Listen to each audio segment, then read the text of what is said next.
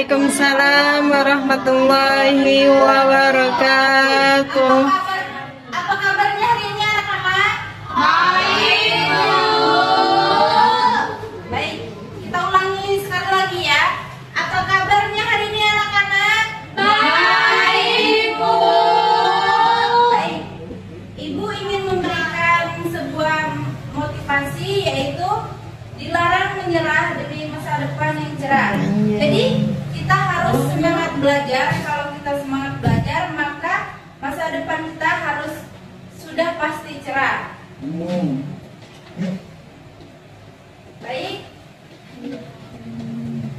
sebelum memulai materi kita, ada baiknya kita berdoa dulu kepada ketua kelas. Kami persilakan. Baik teman-teman, mari sebelum kita mulai tanya pada pagi hari ini, kita berdoa menurut kepercayaan dan keyakinan masing-masing. Berdoa dimulai. Amin. Berdoa selesai. Baik, sekarang kita melakukan absensi ya. Baik, Bu. Pertama, Rehatin Wulandari. Saya, Bu. Tasa Anjani. Saya, Bu. Novi. Saya, Bu. Malah. Saya, Bu. Bayu. Hadir, Bu. Kamil. Hadir, Bu. India. Saya, Bu. Suwatun. Hadir. Iman. Sela. Saya, Bu.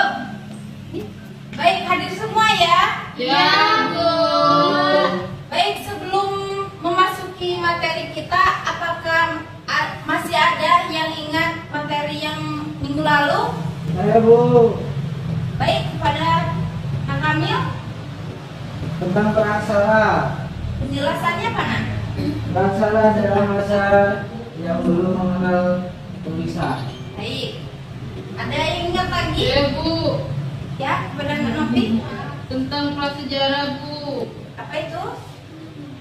Prasejarah adalah masa yang belum mengenal sejarah, Bu. Baik, betul. Kita lanjut materi kita pada hari ini, yaitu pengertian sejarah. Apakah ada yang tahu pengertian sejarah? Saya, Bu. Ya, kepada anak Malah. Sejarah adalah sebuah cerita yang berisi tentang peristiwa yang benar-benar terjadi, Bu. Baik, benar sekali. Baik, di sini Ibu ingin menjelaskan ada 3 pengertian sejarah. Yang pertama, sejarah adalah suatu kejadian, peristiwa, cerita tentang peristiwa yang dirasakan oleh orang di masa lampau. Sejarah berasal dari bahasa Arab, yaitu syajaratun, yang berarti pohon. Pohon yang diartikan di sini adalah pohon keluarga yang mana mempunyai makna asal-usul atau silsilah adanya kejadian perkembangan tentang sebuah peristiwa secara berkesinambungan. Sejarah adalah cerita tentang perubahan-perubahan yang sudah diteliti, ditafsir berdasarkan fakta sehingga menjadi utuh atau sempurna. Yang kedua, tidak semua kejadian di masa lampau adalah sejarah karena sejarah disusun berdasarkan ilmiah atau fakta. Yang ketiga, cerita tentang peristiwa yang benar-benar terjadi di masa lampau. Contohnya prasasti, museum, dan lainnya. Apakah ada yang tahu arti pseudohistory? Saya, Bu. Ya, Sejarah benar. palsu, Bu. Ya, benar sekali. Pseudohistory adalah sejarah palsu yang dimana sejarah tidak ada buktinya, kurangnya informasi, bersifat semu. Berikut yang termasuk ke sejarah palsu.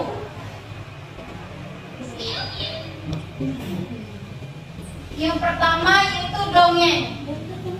Dongeng adalah cerita yang benar-benar terjadi, terutama tentang kejadian zaman yang aneh-aneh. Contohnya Cinderella. Kedua yaitu legenda. Legenda adalah cerita rakyat dari daerah orang lain. Contohnya Bujang Pura, Batu Menangis, dan lain-lain. Yang ketiga ketiga yaitu kronik. Kronik adalah peristiwa menurut waktu kejadian melalui mulut ke mulut.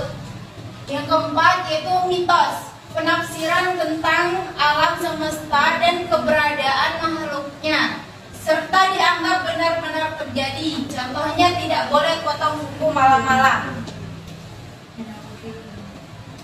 Terus sejarah bukan filsafat atau pemikiran, harus berdasarkan bukti. Sejarah bukan mitos.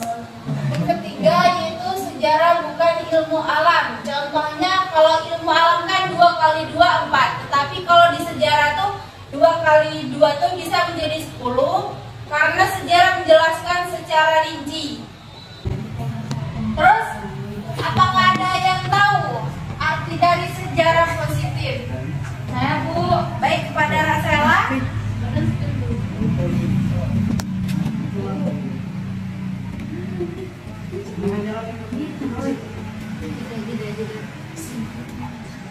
Saya Bu, ya.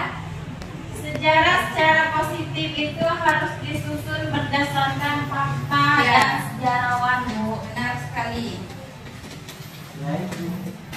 Apakah ada yang ingin menambahkan arti dari sejarah positif? Tunjuk tangan. Saya Bu, Baik kepada Nadia. yaitu sejarah bersifat objektif atau apa adanya, tidak ditambah-tambah seperti dia. Baik pada pintar ya anak-anak Ibu. Ya, Bu. Baik, Ibu akan menjelaskan kembali sejarah secara positif adalah harus disusun berdasarkan fakta dan sejarawan, harus objektif atau apa adanya, tidak ditambah-tambah. Nah, jadi kalau ada ditambah-tambah atau ada apa-apanya berarti dia itu berdasarkan kepentingan pribadinya atau subjektif.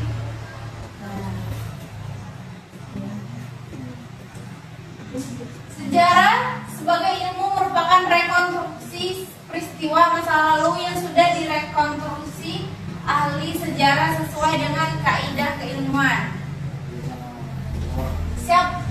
Siapa yang bisa sebutkan ciri-ciri sejarah sebagai ilmu? Saya Bu. Baik kepada Nantesa. Menurut Tessa ada 5 Bu. Ya, Yang pertama itu bersifat empiris, yang kedua memiliki objek, yang ketiga adanya teori, yang keempat adanya metode ilmiah, dan yang keempat generalisasi. Baik, kita beri aplaus dulu untuk Nantesa. Baik, Ibu akan menjelaskan ciri-ciri sejarah sebagai ilmu. Yang pertama yaitu bersifat empiris. Menurut KBI, Kamus Besar Bahasa Indonesia, artinya empiris itu berdasarkan pengalaman atau terutama yang diperoleh dari penemuan, percobaan, pengamatan yang telah dilakukan.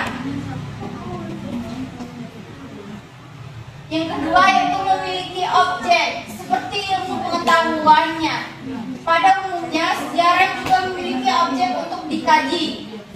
Sejarah dikatakan sebagai ilmu karena memiliki objek yaitu manusia itu sendiri, serta fenomena yang dilihat dari sudut pandang waktu tertentu di masa lalu.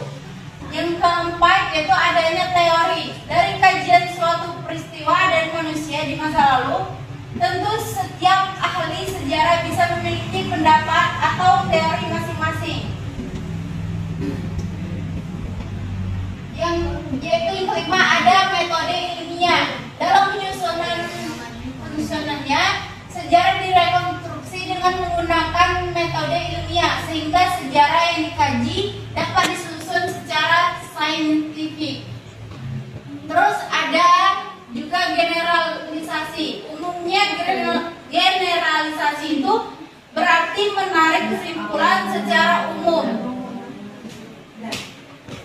Baik, itu saja.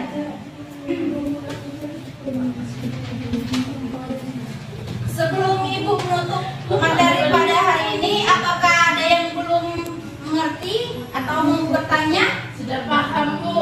Ya, baik. Alhamdulillah. Ibu ingin memberikan tugas yaitu mengingat kembali apa yang kita dijelaskan pada hari ini dan memberi PR pada halaman 12 ya di LKS. Mungkin itulah yang dapat Ibu sampaikan. Ibu ucapkan terima kasih. Apa ada salah kata Ibu mohon maaf.